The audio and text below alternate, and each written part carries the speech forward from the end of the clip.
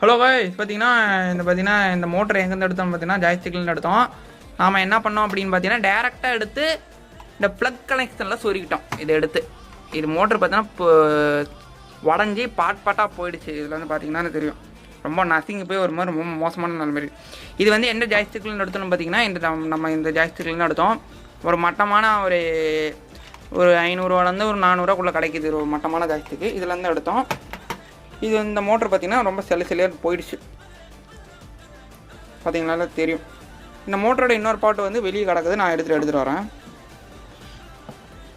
இந்த மோட்டரோட இன்னொரு பகுதி வந்து இங்கே இருக்குது. இதில் ஒயர் கனெக்ஷன் கொடுத்துருக்குறாங்க.